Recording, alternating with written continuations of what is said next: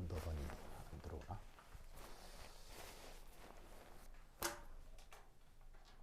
마이크 테스트.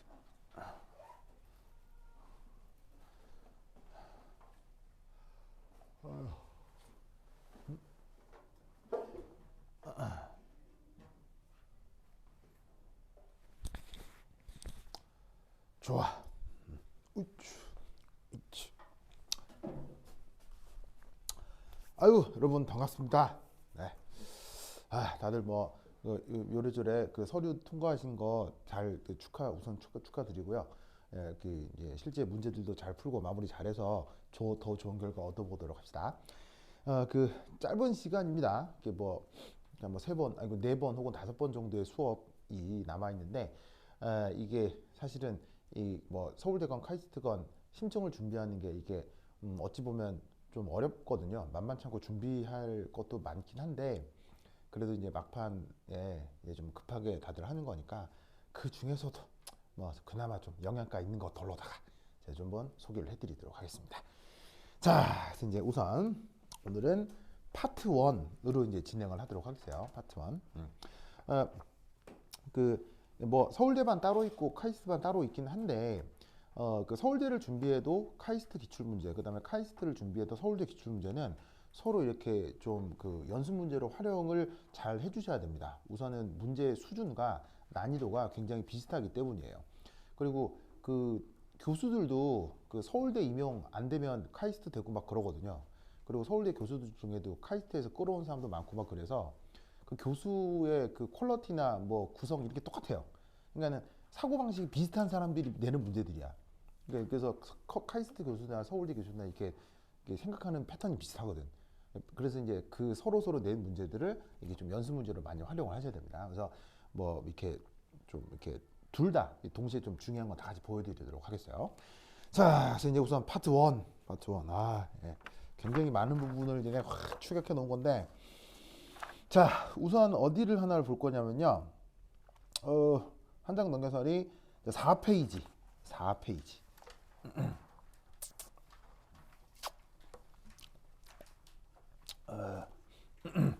4페이지 찾으셨나요? 4페이지에 거기 몇 번이냐면 4번 문제. 4페이지 4번 문제. 찾으셨죠? 4페이지 4번 문제. 자, 요거 한번 살펴보도록 하겠습니다. 자, 오늘은 파트 1.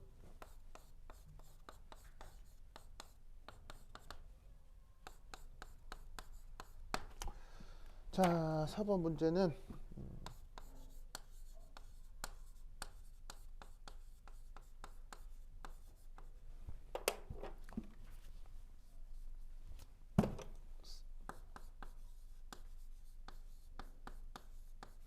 자, 매스 스펙트로미터라고 하는 주제입니다. 이게 상위권 대학에서는 굉장히 입시에 많이 나오거든요.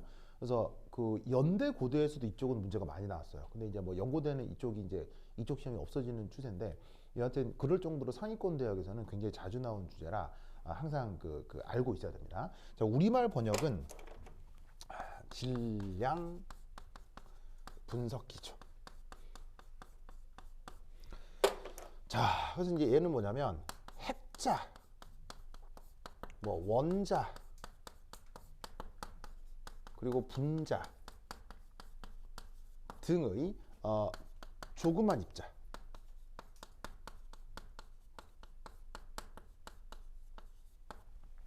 그 조그만 입자들의 질량을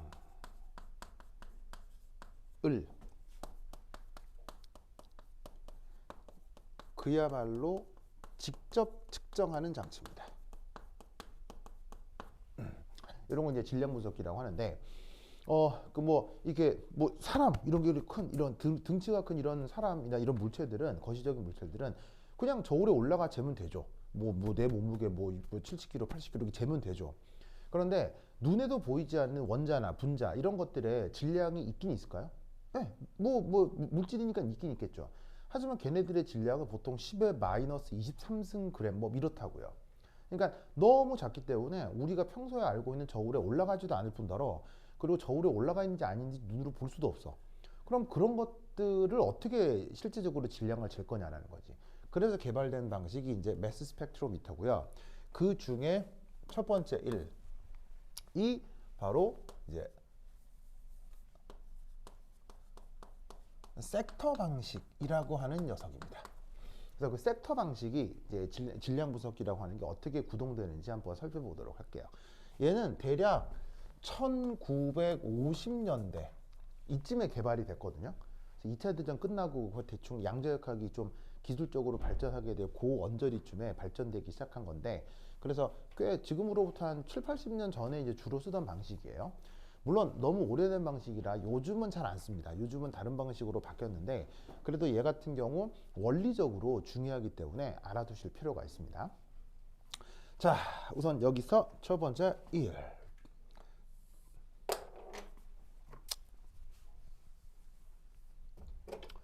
자, 우선 첫 번째 아이오니제이션. 자, 첫 번째는 그 이온화 과정이 필요합니다. 자, 뭐냐? 이온화 과정은 뭐냐면 뭐 의미만 알 거고요. 설명드릴 거고요. 기술적으로 자세한 건 말씀 안 드립니다. 자, 우선 여기 이제 전자총이 있습니다. 전자총. 자, 총이라고 하면 총알이 튀어나오는 거죠. 그러면 전자총이라고 하면 뭐가 튀어나오는 거겠습니까? 전자가 튀어나오는 걸 전자총이라고 얘기할 뿐입니다.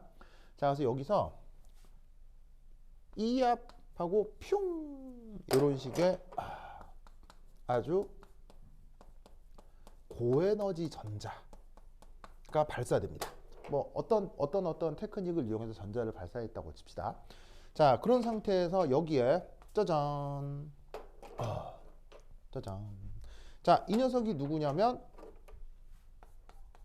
어떤 원자 혹은 분자라고 합시다.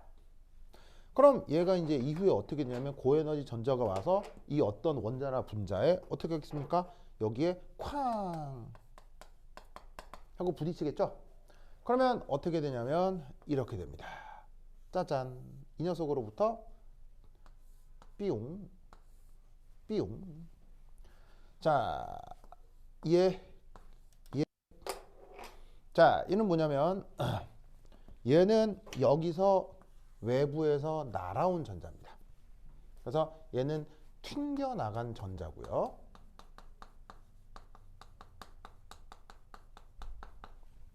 자, 여기에 있는 이 녀석은 그 물질의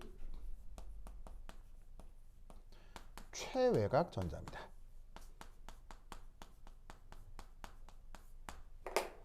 그래서 왜 그 뭐 게임 중에 당구라고 하는 게임이 있죠.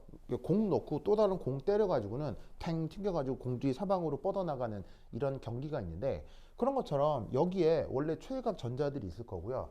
거기에 또 다른 고에너지 전자가 와서 달려와서 얘랑 충돌을 하면 튕겨나가고 기존에 있던 건 쓸려서 같이 빠져나온다. 뭐 그런 컨셉인 거예요.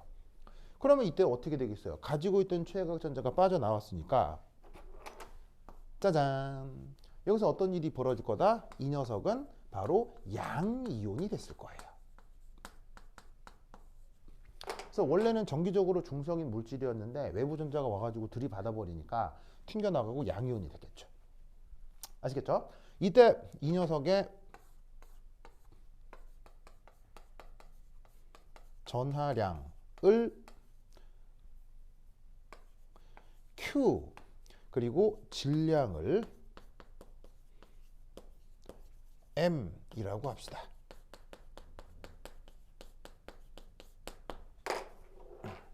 그래서 이제 이런 방식을 뭐 전문 용어로는 일렉트론 임팩트라고 하거든요. 임팩트가 뭐예요? 안녕하십니까? 임팩트가 뭐예요? 딱 와서 때린다 이런 뜻이죠. 전자 충돌을 통해서 이렇게 이온화를 만들 수 있습니다. 열 에너지를 가해서 이온화를 할 수도 있는데 보통은 전자 충돌이 좀 더 많습니다. 자, 그래서 이제 이 물질을 이렇게 양이온으로 만들어 두었어요. 자, 그런데 이때 여기서 알아둘 거, 이 둘은 질량이 어떨까요? 이 둘은 질량이 같을까요, 다를까요? 어떨까요? 당연히 같다고 얘기하기는 어렵죠. 당연히 둘의 질량이 같다고 하기는 어렵죠. 하지만 둘의 질량은 매우 비슷하다 라고 생각을 해줍니다. 그래서 어떻게 되냐면 이 녀석의 질량을 재나 이 녀석의 질량을 재나 크게 관계없다고 생각합니다. 이유는 뭘까요?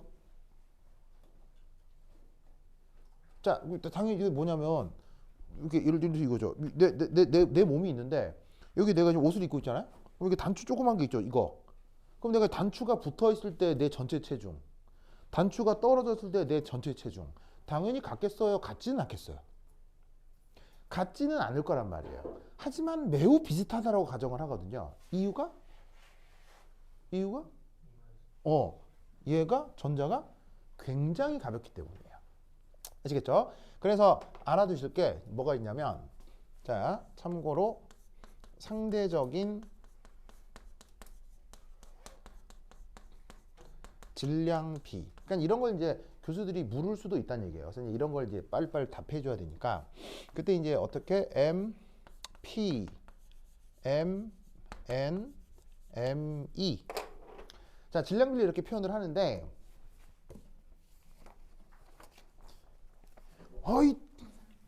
네.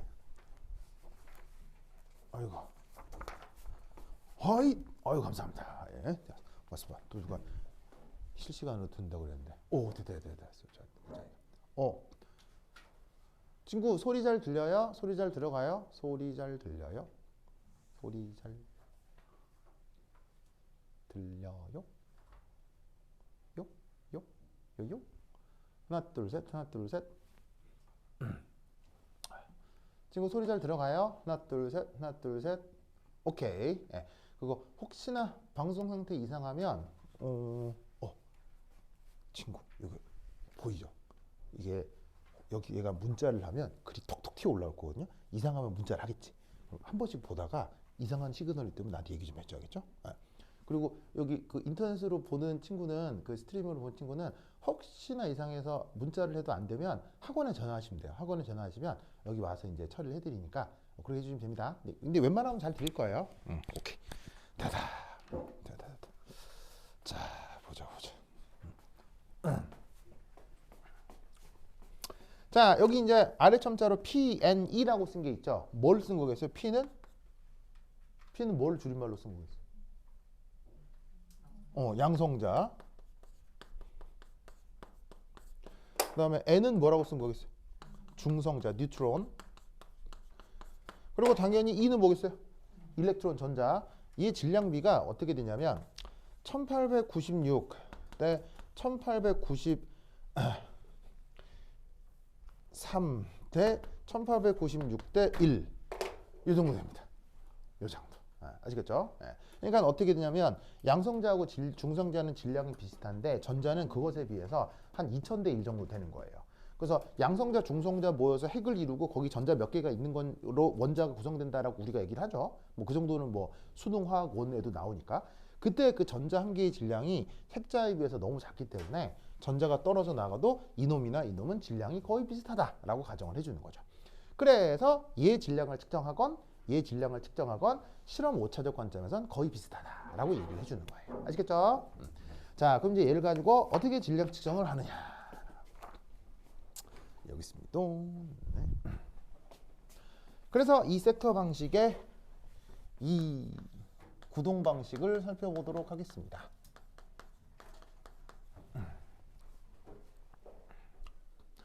자, 그 구동이 어떻게 되느냐. 이렇게 거기 이제 그림이 나와 있을 터인데 볼까 그림. 자, 보자.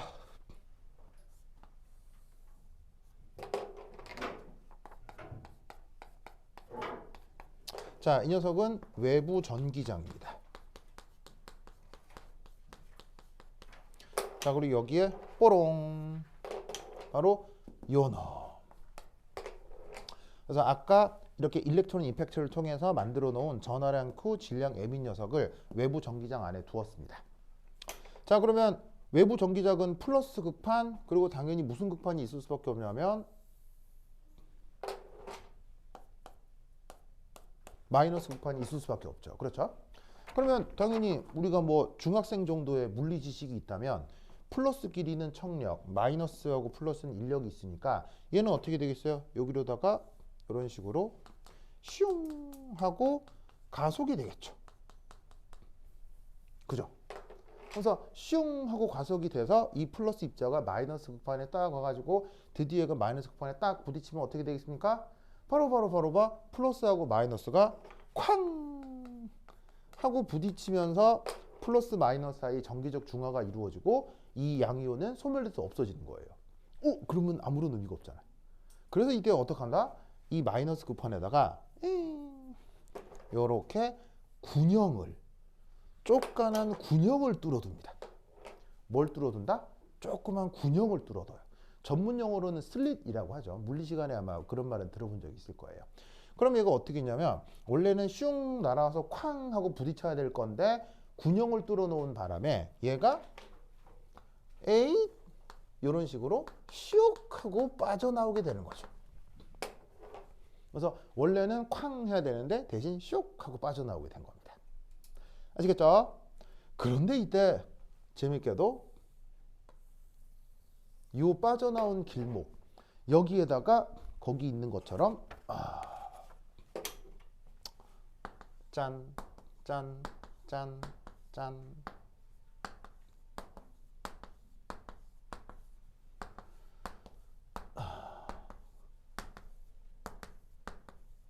자, 이런 식으로 외부 자기장을 만들어줍니다. 그러면 당연히 어떻게 되겠어요? 빠져나오다가 외부 자기장을 만나면 어떤 일이 벌어지죠? 그 유명한 전자기 유도가 이루어지겠죠. 그래서 지금 외부 자기장 표시가 이렇게 되어 있는 건 외부 자기장이 보시다시피 이 지면 안에서 바깥쪽으로 나온다는 표시가 되는 거고요. 그럼 이때 얘가 이런 식으로 퓨 하고 움직이면 자 보세요. 얘가 지금 플러스 입자죠. 그럼 플러스 입자가 슉 하고 움직이고 있죠. 이런 식으로 플러스 입자가 움직이는 걸 한자말로 뭐라고 해요? 플러스의 전기를 띠는 입자가 퓨 움직이는 걸 한자말로 뭐라고 해요? 전기를 띤 입자가 전하를 띤 입자가 퓨 움직이는 걸 한자말로 뭐라고 해요? 어렵구나. 이걸 전류라고 하죠. 알겠죠? 한자말 그대로 전기적인 입자의 흐름. 전기적인 입자가 움직이는 것 자체가 그냥 전류여야겠죠? 그럼 우리는 한 뭐 중학생 정도면 아마 약간 관심 있는 학생이면 요걸 배웠을 거라고 요걸 뭐라고 해 이거 오른손 법칙이라고 하지. 그럼 전류가 이렇게 흐르면 유도자기장이 어떻게 흘러? 이렇게 오른손 법칙 주변으로 이렇게 흐른다 이렇게 얘기를 해주잖아요. 그럼 이렇게 되면 이렇게 흐르면 이 녀석에 의한 유도자기장이 어떻게 만들어지겠어? 바로 이쪽으로는 들어가고 이쪽으로는 빠져나오는 유도자기장이 생기겠지. 무슨 말 알겠죠? 그럼 이때 아시다시피 외부 자기장하고 유도 자기장이 여기는 방향이 같잖아. 그럼 여기서 어떤 일이 벌어지겠어요?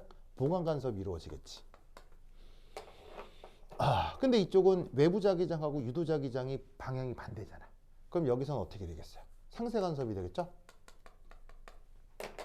그럼 이쪽은 자기장의 밀도가 커지고 이쪽은 필드의 밀도가 약해지죠. 그러면 고밀도에서 저밀도로 뭐가 작용하게 되죠? 고밀도에서 저밀도로 뭐가 나타나게 되죠? 뭐? 폴스가 나타나게 되죠. 폴스. 자, 바람은 어디서 어디로 불어요? 고기압에서 저기압으로 불죠.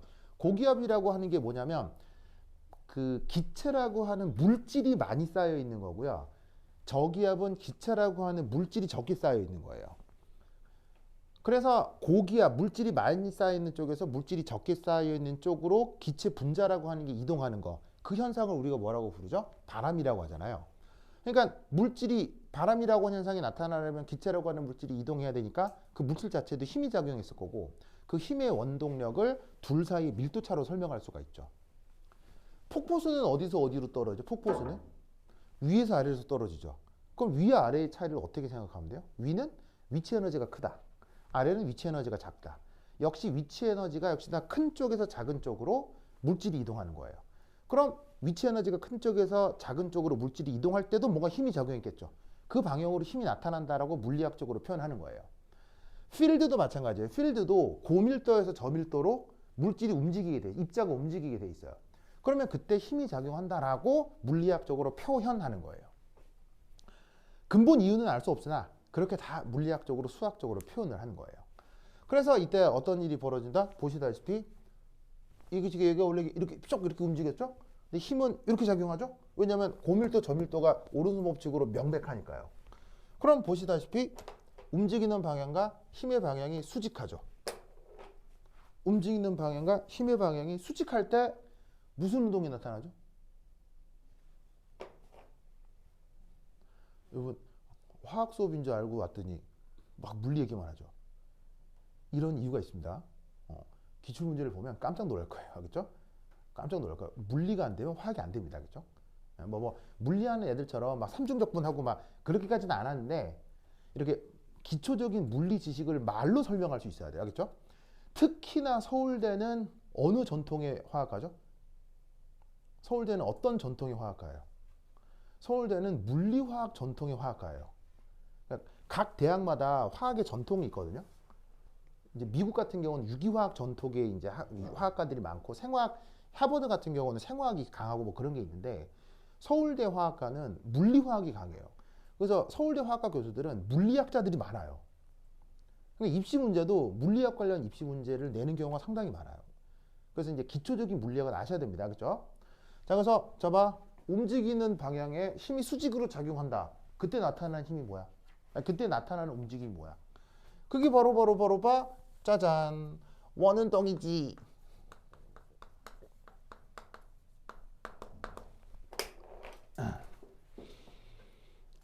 알겠죠? 이걸 원운동이라고 합니다. 원운동. 자, 그럼 이때 여기에서 원운동이 나타나면 여기서부터 여기까지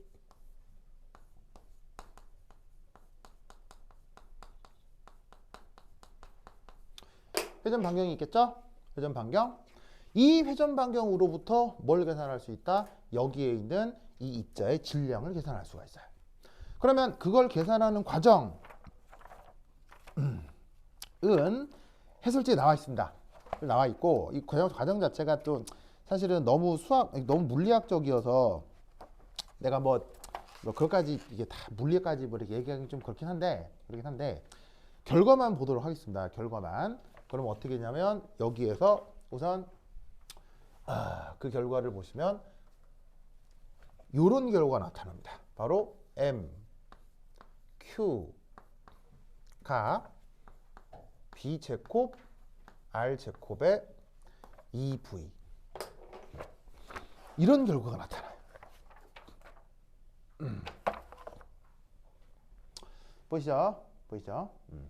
자, 그러면 이거 증명할 때 뭐 로렌츠 힘하고 뭐 이게 그 등속 원운동 수식 뭐 그런 것들이 있습니다. 그걸 조합하면 이걸 유도할 수 있는데 좀 더 이제 그 구체적인 계산 과정은 해설지를 보시면 되고요. 뭐 물리 시험 치는 건 아니라 이거 유도하는 것까지는 하진 않겠습니다. 나와 있는 결론 요걸 이제 보고 좀 살펴볼 텐데 우선 여기에 나와 있는 요 M은 뭐냐면 아까 얘기했던 이 녀석의 질량이고요. Q는 이 녀석의 전하량입니다. 그 다음 요 B는 여기에 있는 외부 자기장 색입니다.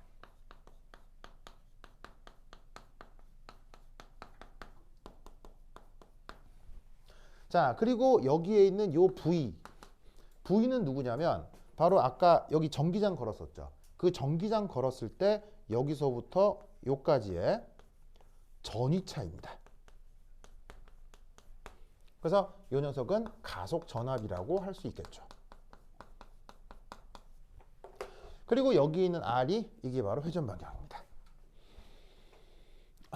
아시겠죠? 자, 그러면 여기서 알 수 있는 사실은 어쨌거나 여기서부터 여기까지는 보통 일정하다고요. 가속전압이라는 게 이 전기장 딱 걸어놨을 때 전기장 세기하고 이 거리의 관계 문제일 텐데 이걸 막 수시각각 변하고 그러진 않을 거 아니에요. 그래서 기계 만들어 놓으면 이 부분은 거의 일정하게 유지가 되거든요. 그리고 자기장 세기도 굳이 바꿀 이유가 없어요. 그래서 이 자기장 세기도 그냥 거의 일정해져요. 기계를 하나 만들어 놓게 되면. 그럼 어떻게 되냐면 이 부분하고 이 부분이 상수가 되기 때문에 결국 저 입자의 질량하고 전하량이 요 R과 관계가 있어지는 거예요. 그럼 여기서 이제 우리는 어떤 해석을 해볼 수가 있냐면 바로 첫 번째 1. 바로 요 R이 커질 거야. 언제? Q가 작아질 때.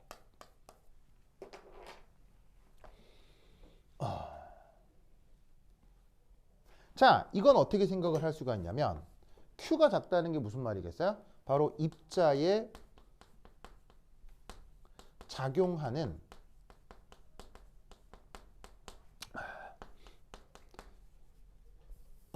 입자에 작용하는 전자기력이 작아진다는 뜻이 되겠죠. 전하를 띄어야 전자기력이 작용할 거 아니에요. 전기력이건 자기력이건 작용할 거 아니에요. 그런데 Q가 작다는 얘기는 그런 영향이 작다는 얘기죠. 그러면 이 값이 Q가 전하량이 작을수록 자기장 속에 들어와도 그 영향을 덜 받아서 원래 움직이는 대로 계속 움직이게 될 거란 얘기예요. 그럼 원래 계속 움직이는 대로 움직이려면 얘가 휘었을 때 잘 안 휠 거고, 잘 안 휜다는 얘기는 회전 방향이 더더욱 커진다는 얘기겠죠. 아시겠죠? 그 다음 두 번째, 이 R은 커질 거예요. 언제 커질 거냐? 저 질량이 커질 때. 자, 이건 왜 그러냐면 질량이 커지면 바로 입자의 관성 또한 커지죠. 그러면 관성이 커지면 어떻게 되겠습니까? 진행 방향을 바꾸기가 어려울 겁니다.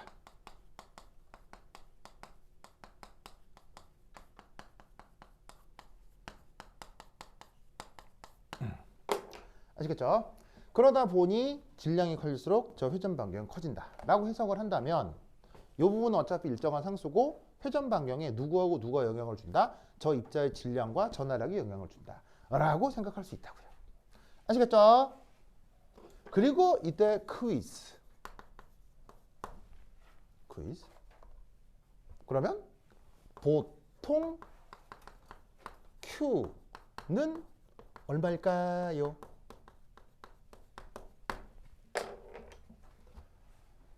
Q는 보통 정해져요. 저 입자가 이 원자건, 분자건, 이런 분자건, 저런 분자건, 저런 원자건, 저 입자가 뭐가 됐건 간에 Q는 사실은 보통의 경우 정해져요. 약간씩 달라질 때도 있는데 그건 되게 흔하지 않은 경우고요. 보통 Q가 정해져요. Q 얼마죠? Q 얼마? Q 얼마예요? 이런 걸 교수들이 물어요. Q가 얼마인지. 뽀로뽀로뽀로봐. 저 Q는 2 플러스예요. 혹은 1 플러스라고 얘기도 돼요. 바로 1 플러스 전하를 갖는다는 얘기예요. 전자 하나 정도가 떨어져 나온 전하를 갖는다는 얘기예요. 무슨 뜻인지 아시겠죠? 왜일까요? 사실은 이게 중요해요. 즉 일렉트론 임팩트를 통해서 보세요. 그림도 어떻게 그려놨냐면 일렉트론 임팩트를 통해서 기존에 가지고 있던 최외각 전자가 하나만 떨어져 나오는 걸로 그려놨죠. 얘는 이제 원래 이놈이었던 거고. 그럼 이제 왜 이런 상상을 할 수도 있잖아요. 왜 당구 같은 거 할 때 공 여러 개 쌓아놓고 빵 때리면 공이 여러 개 확 터지잖아. 그럼 이제 어떤 입자에다가 전자를 총 팍 쏘면 여기 갖고 있던 최외각 전자가 우르르 빠져나오지도 않을까? 뭐 이런 생각을 해볼 수도 있잖아. 근데 안 그런다고. 외부 전자를 때리면 얘한테서는 웬만하면 전자 하나밖에 안 튀어나와요. 그 이유가 뭐겠냐고.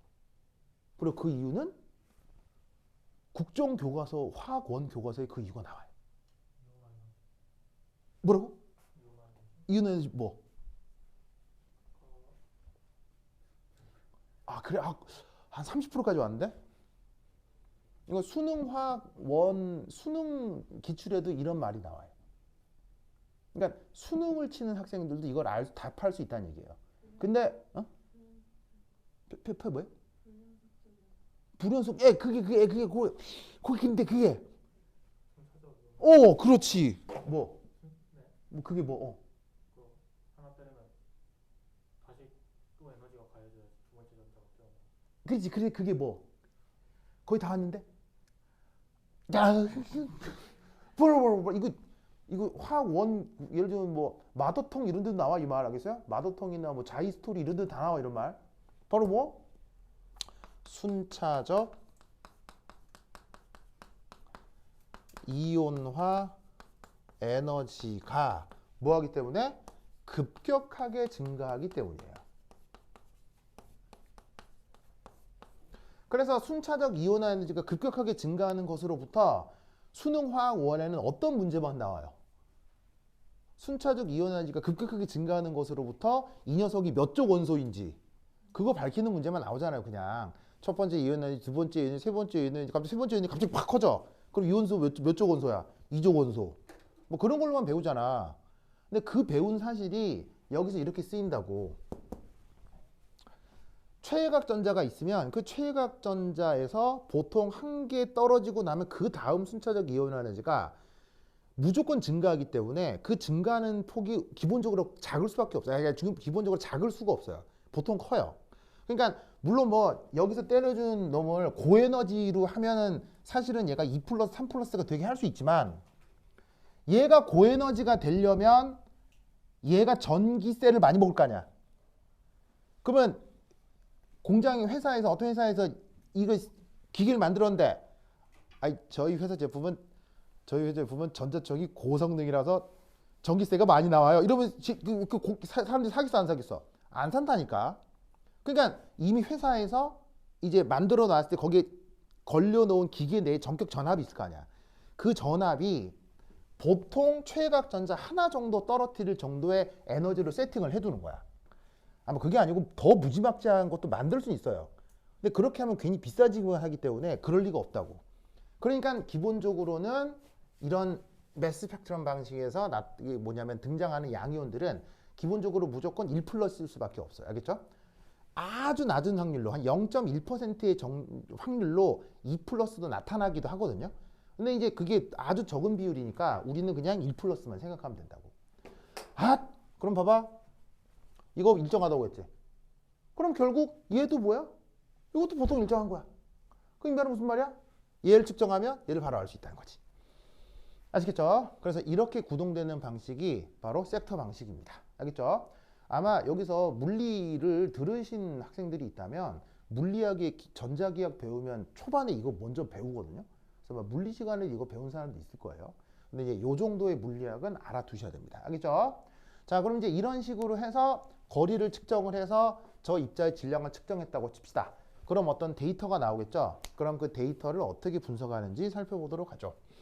자, 지울게요. 여기 준다. A.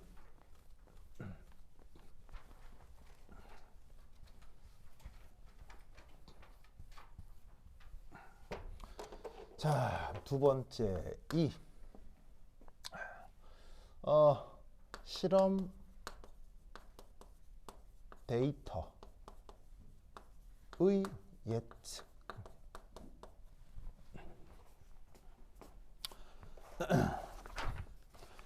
자, 그러면서 이제 그 2번에서는 이런 말이 있네요.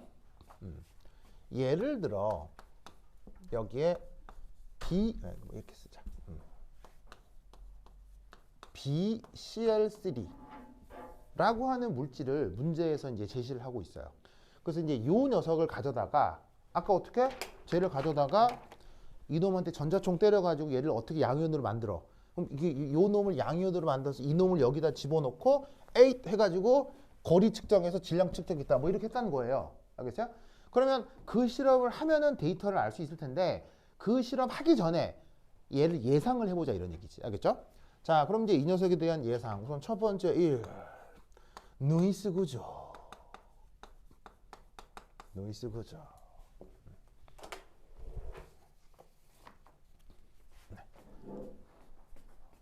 요요. 네.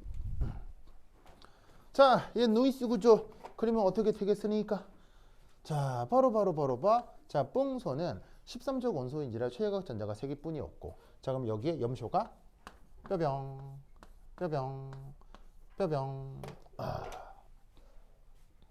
요렇게. 됐죠? 자, 그런데 묘하게도 여기에 있는 붕소하고 염소는 뭐가 나타난다? 바로 봐. 동위 원소가 나타나요.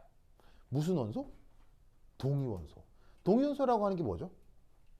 동위원소가? 동위원소가 좋아요. 나쁘진 않습니다. 나쁘진 않은데 조금 더 이제 숫자를 통해 얘기를 해보자면 동위원소는 뭐는 같은데 뭐가 다른 걸 얘기하는 거죠. 바로 원자 번호는 같은데 질량수가 다른 관계. 그런 걸 우리가 동위원소라고 하죠. 그래서 여기 주어져 있는 염소 같은 경우도 어떤 동위원소들이 있을 수 있냐면 빠루바루바루바 35짜리가 있고요. 그 다음 37짜리가 있어요. 아시겠죠? 그리고 여기에 있는 이 붕소는 10짜리가 있고 11짜리가 있어요. 그래서 어떻게 된다? 요런 식으로 동위원소가 나타납니다.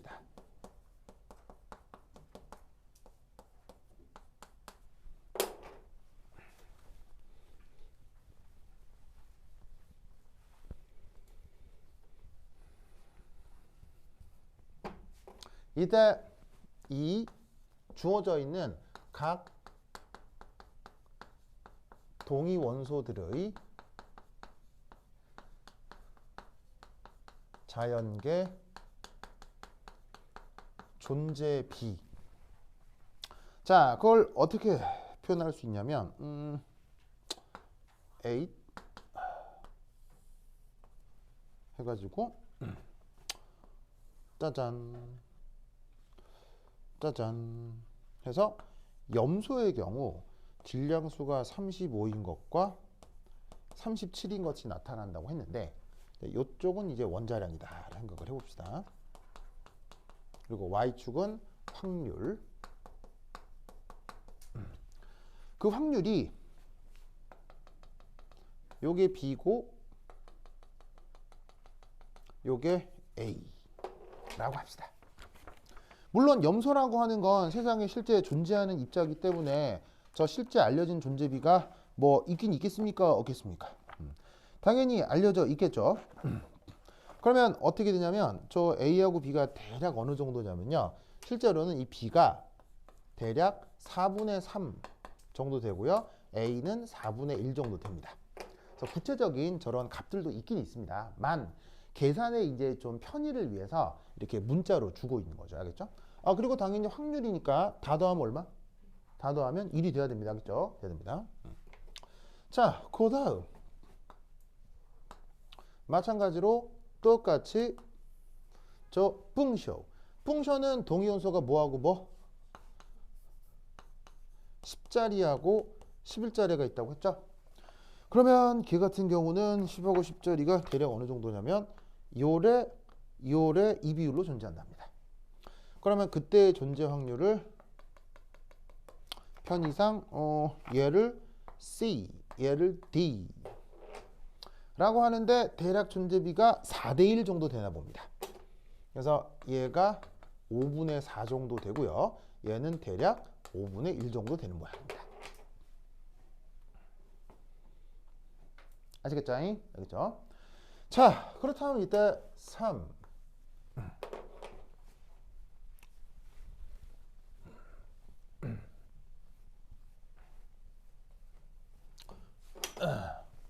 각 분자량의 존재 확률. 각 분자량의 존재 확률. 자, 우선 어떤 계산을 해볼 거냐면요. 이런 계산을 해볼 겁니다. 자, 여기 붕소 보시면 붕소에는 질량수가 10짜리 아니면 11짜리가 들어올 수 있죠. 그리고 10, 11의 확률을 문제에서는 CD라고 했으니까 여기다가 뭐 C, D 이렇게 써봅시다. 그 다음 염소는 원자량이 35와 37이 있다고 했죠.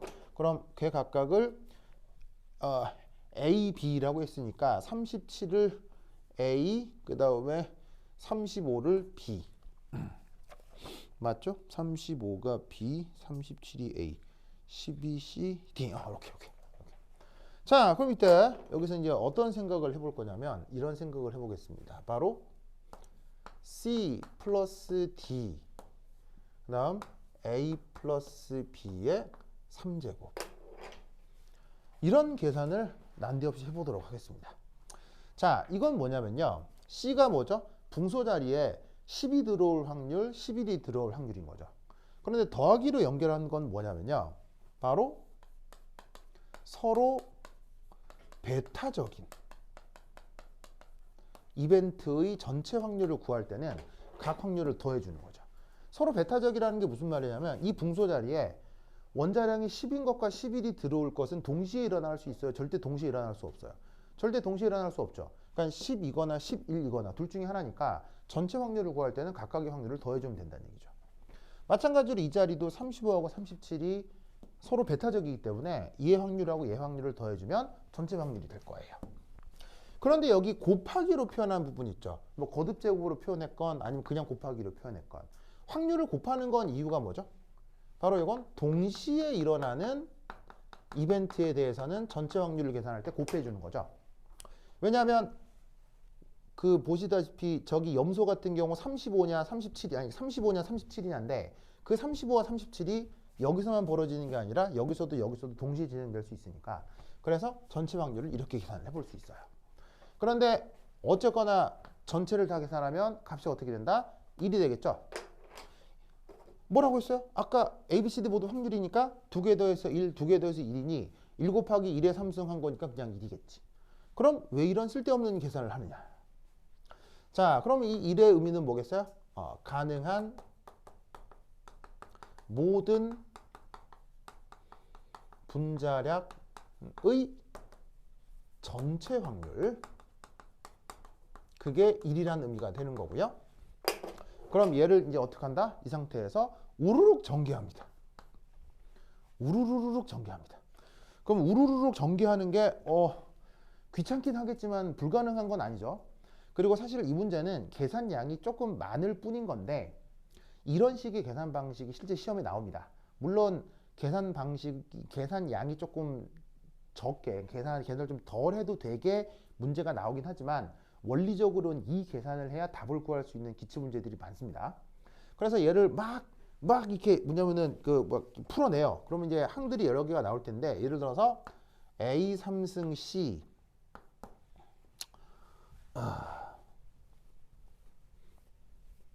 그 다음에 뭐 3A 제곱 BC 그러니까 뭐 이렇게 3승근 막 그 거듭 제곱하는 거 있잖아요. 뭐 A 3승 더하기 3A 제곱 B 더하기 3A B 제곱 뭐 그런 거 있잖아. 오, 내가 그런 게 다 생각이 나네. 하여튼 그런 거 한 다음에 거기다가 또 곱하고 그래서 쫙 전개를 하는 거야. 무슨 말 알겠죠? 그래서 이게 귀찮은 계산이지만 불가능한 계산은 아니다. 그래서 얘를 막 정리를 하면 뭐 나오고 중간 상황이 또 이제 뭐가 나올 수도 있냐면 3A 제곱 BD 이렇게 되고 마지막으로 B 3승 D. 중간에 구체적인 다른 항들은 실제로 해봐도 되고 아니면 해설지 보시면 내가 다 계산해놨으니까 그거 보고 찾아보시면 돼야겠죠? 그래서 이런 여러 가지 한 8개의 항들이 쭉 나올 텐데 그 8개의 항들의 의미가 뭐냐? 바로 예를 들어서 이놈은 바로 분자량 121의 존재 확률인 거예요. 자, 이게 왜 분자량 121의 존재 확률이냐? 자, A가 누구의 존재 확률이라고 했어요? A가 바로 원자량 37의 확률이라고 했죠.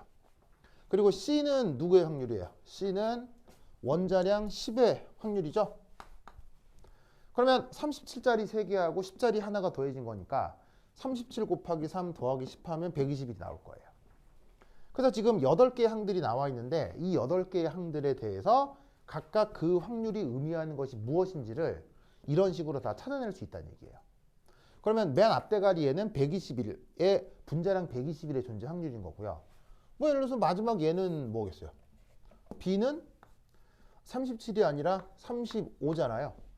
그리고 D는 10이 아니라 11이잖아요.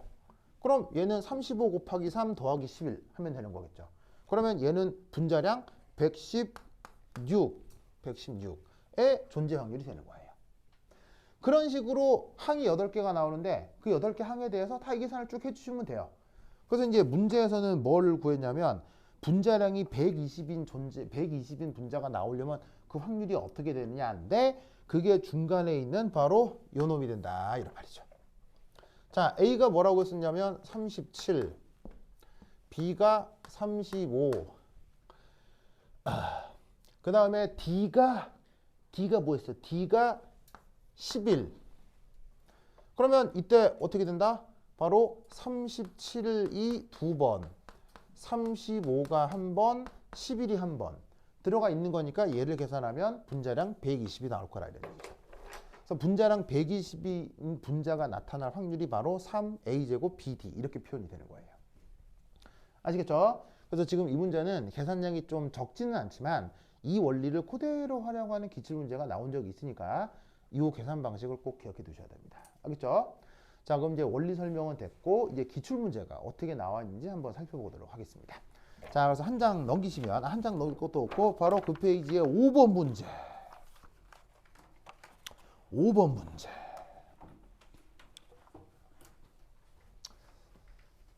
찾으셨어요? 5번 문제? 5번에 찾았죠? 바로 서울대에서 2013년에 나왔던 거거든요. 자, 이거 어떻게 풀 수 있는지 한번 살펴보도록 하겠습니다. 네, 칠판 지우고 여기 이제 이렇게 좀 정리하는 동안 5번 읽으면서 브레인스토밍 해보세요. 시작. 지우자. 쓱쓱쓱쓱.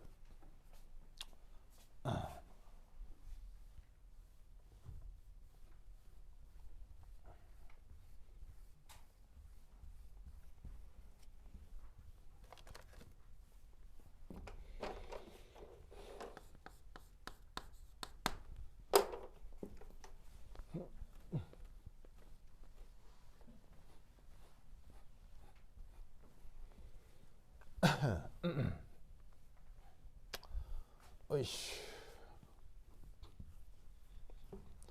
5번을 구해보자.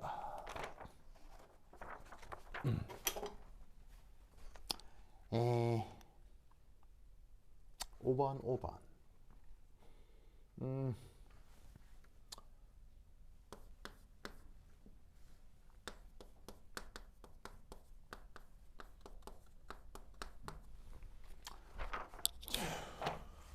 보자.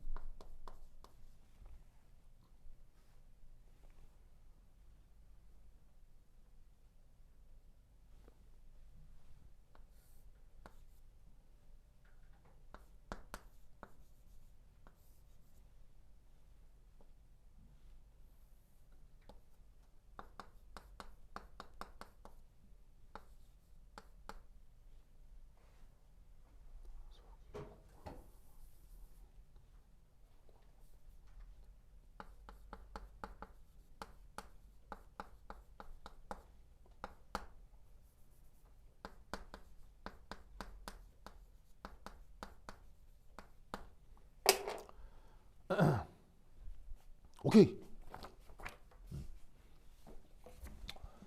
자, 끌적끌적 돼요? 자, 풀 수 있겠어요?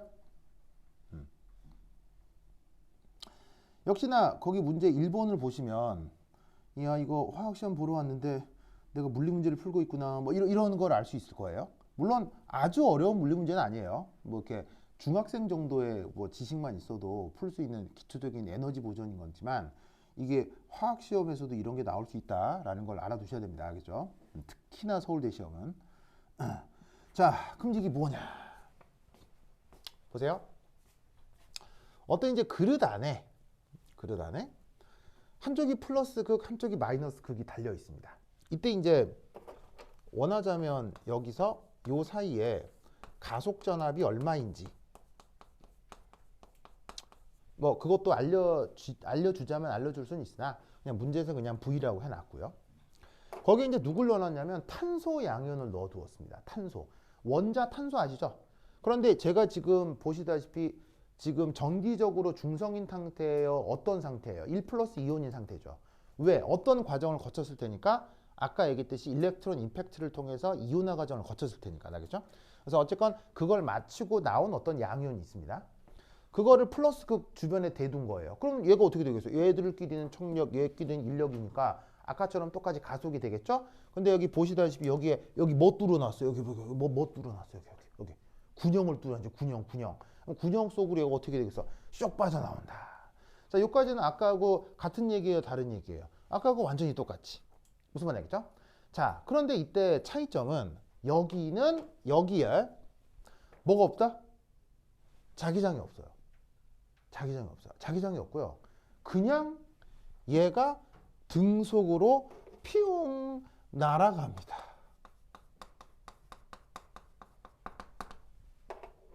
즉 여기서 가속이 됐을 때에 이 전하를 띠고 있는 이 입자에 가해진 운동 에너지가 있겠죠.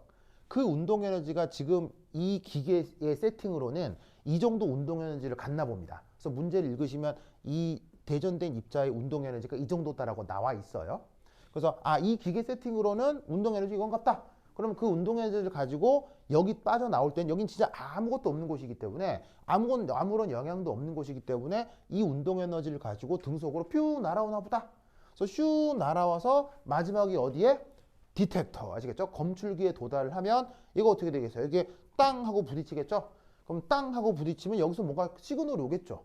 이제 그런 녀석들을 위해서 여기다가 이제 반도체 다이오드 같은 걸 달아둬요. 그럼 반도체 같은 걸 세팅을 하면 반도체는 외부의 전하를 띤 입자들이 반도체에 닿았을 때 반도체의 자유전자를 통한 전류가 아주 미세하게 흐르는 것까지 반도체가 다 알아낼 수가 있어요. 그래서 이제 그런 것들을 통해 이제 검출기를 달았다라고 칩시다. 그러면 이 전하를 띤 입자가 검출기에 딱 도달을 하면 뭔가 시그널이 있을 거고 그게 컴퓨터나 뭐 주변에 뭐 단말기에 기록이 되면 그것으로부터 이 녀석의 질량을 측정할 수 있나 보다라는 거지. 아시겠죠? 이때 문제에서 이 가속된 운동 에너지를 문제에서 뭐라고? 이 K 숫자가 이건데 문자로는 EK라고 하도록 합시다. 왜? 운동 에너지 보통 키네틱 에너지라고 하잖아요. 그래서 이제 줄여서 EK 이렇게 쓴 거고요. 그 다음에 탄소 이온이 검출되는데 걸리는 시간. 그렇지. 이 디텍터까지 도달 시간은 T라고 합시다. 그리고 이때 요 군형 슬릿으로부터 디텍터까지의 거리를 얘를 L이라고 합시다. 그럼 이때 아마 EK, L, T 사이에 무슨 관계가 성립하나 본데 그걸 어떻게 표현할 수 있냐고요. 바로 요렇게 해주시면 되겠죠. 우선 당연히 여기서 걸린 시간 디텍터까지 걸린 시간 T는 당연히 어떻게 계산해 주시면 되겠어요. 바로 L over V. 자, L은 뭐예요? 거리고요. 난데없는 V 이건 뭐겠습니까? 그 등속력. 일정하게 날아가는 등속력을 V라고 하자 이런 말이죠. 그러면 거리를 속력으로 나눴으니 시간이 나오겠네요. 자, 이제 그 유명한 운동 에너지 수식. 자, 운동 에너지 수식은 어떻게 표현됩니까? 2분의 1 mv 제곱 그런 표현이 되겠네요. 자, 그렇다면 이때 이 관계에서 우리는 v가 t분의 l 이렇게 쓸 수 있죠? 그러면 v가 t분의 1이니까 얘를 여기다가 쇽쇽 넣어주시면 2분의 1 m l over t의 제곱. 알겠죠? 그럼 뭐 아주 간단한 결과가 나오네요. 따라서 저 m을 어떻게 EK T 제곱 오버 L 제곱 최종적으로 이런 결과를 얻어낼 수 있겠습니다.